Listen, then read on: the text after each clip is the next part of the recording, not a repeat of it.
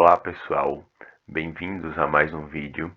E nesse vídeo nós vamos continuar o estudo que nós começamos em vídeos anteriores sobre o movimento descrito por um móvel que é desenvolvido a potência constante. Então a gente tem um determinado móvel que você pode pensar como se fosse um carro. Esse carro ele tem um motor e esse motor ele desenvolve uma potência constante, ou seja, ele transfere para o carro uma energia a uma taxa constante por unidade de tempo.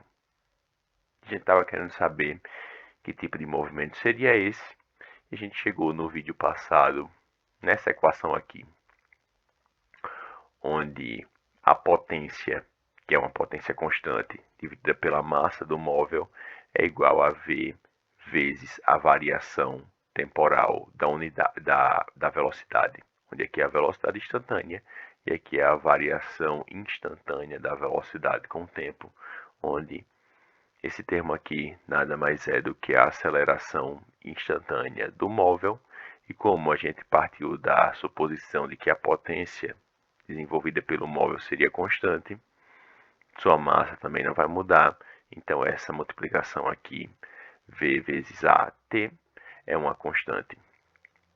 Então a gente tem algo, uma relação em que em um movimento desenvolvido a potência constante, a aceleração do móvel ela vai diminuindo com o tempo.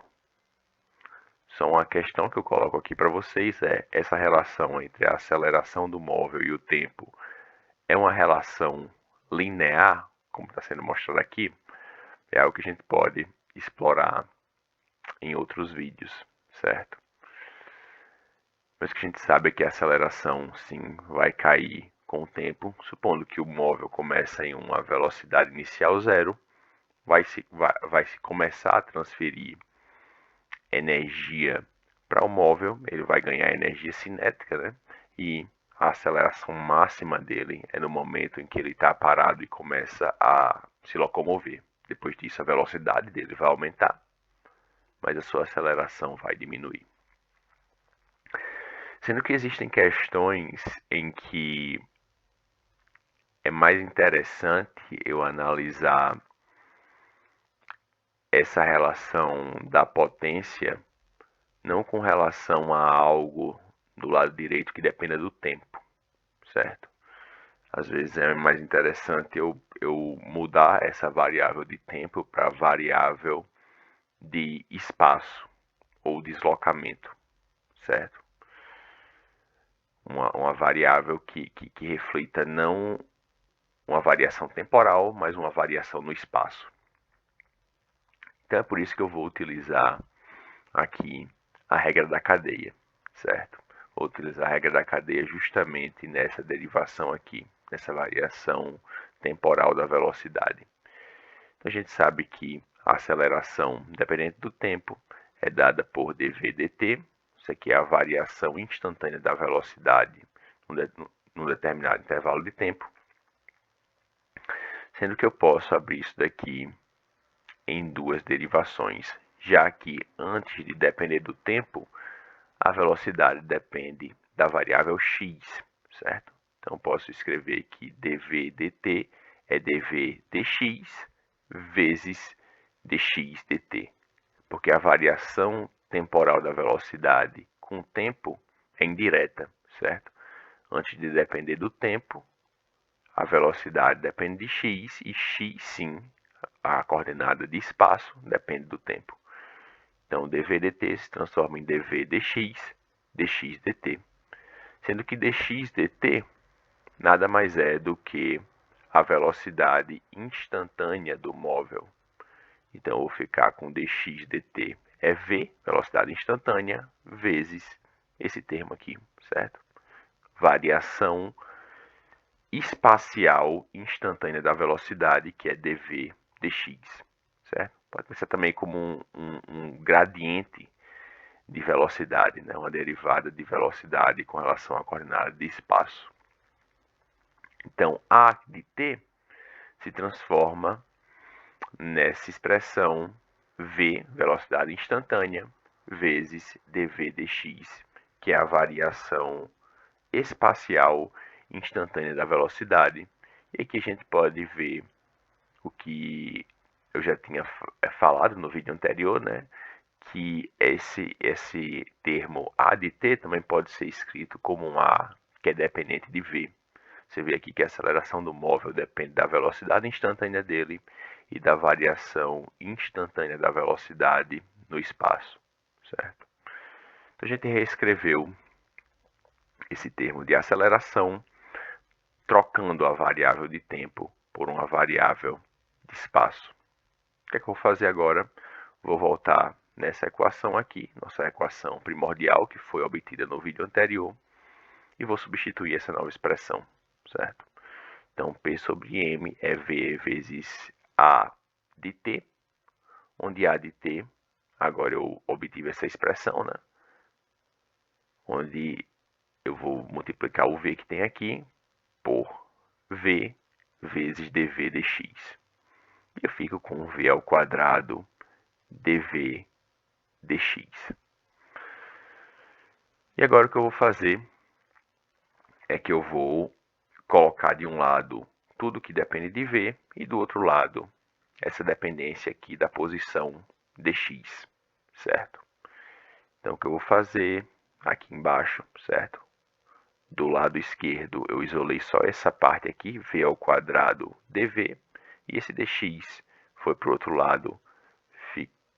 Ainda não, né? Aqui ainda não. Aqui eu só reescrevi essa parte de cima. Eu vou fazer isso no próximo passo, certo? Então, V ao quadrado dV dx está aqui na esquerda e P sobre M está aqui na direita. Agora sim, aqui do lado esquerdo eu deixo só o que depende de V e passo esse dx para o lado direito, né? Ok. O que eu vou fazer agora, como eu tenho algo na esquerda que depende só de V, na direita, eu tenho algo que depende só de x, já que P sobre M, desde o início, a gente está considerando que é o quê? É uma constante. Então, vou integrar dos dois lados, certo? E esse P sobre M pode sair dessa integral do lado direito. Do lado esquerdo, eu vou integrar de V inicial até V final. E do lado direito, eu vou integrar de x 0, ou poderia também colocar xi, né?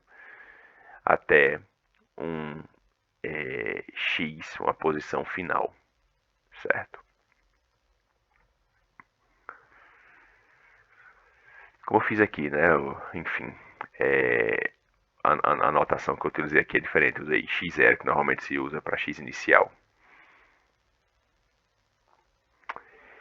Então, fazendo a integral, certo? Integral de v ao quadrado dv é v ao cubo dividido por 3. E integral de dx é simplesmente x, né? Então, eu vou ficar aqui com v ao cubo dividido por 3 de vi até vf. E aqui eu vou ficar com p sobre mx de xi até xf. Quando eu substituo os limites de integração, né? Vou ficar com vf ao cubo sobre 3 menos vi ao cubo sobre 3 é igual a pm, p dividido por m, potência dividido pela massa do móvel. E vou substituir também aqui os limites de integração, vai ficar xf menos xi. Onde eu chego nessa expressão final da velocidade instantânea, certo? Do móvel, velocidade instantânea do móvel, em termos da posição em que ele ocupa no espaço. Então, eu tenho que a velocidade final do móvel, ou a velocidade onde ele se encontra naquele momento, né? Velocidade final do móvel ao cubo menos a velocidade inicial do móvel ao cubo é igual a 3 vezes P sobre M, onde isso aqui é uma constante, certo? Vezes a diferença de posição, certo? Em que o móvel ocupava. Então, eu tenho a velocidade final em que ele ocupava nessa posição xf e tenho a velocidade final inicial em que ele ocupa nessa posição xi. Então agora, na verdade, eu não falo mais em momentos, né? Eu não falo a velocidade VF em tal momento. Eu falo na velocidade VF na posição XF e falo da velocidade VI na posição XI. Então o que eu fiz é que eu troquei a dependência, tanto, se a gente voltar aqui, né? Eu troquei a dependência da aceleração no tempo para uma dependência da aceleração que depende das velocidades, mas fundamentalmente o que eu fiz foi trocar a variável t pela variável x, né? E ter uma expressão desse tipo, certo? É importante na resolução de algumas questões em que o que se dá para ser resolvido, né, é algo que depende do espaço, de coordenadas de espaço, de variação espacial e não de variação de tempo. E é isso que eu pretendo também mostrar em vídeos futuros sobre a utilidade, certo, de se ter uma expressão desse tipo, onde a gente tem velocidade a cada momento, certo, no movimento, em um movimento que é desenvolvido a potência constante, dependendo das coordenadas de espaço e não das coordenadas de tempo. É isso por esse vídeo, gente. Até a próxima.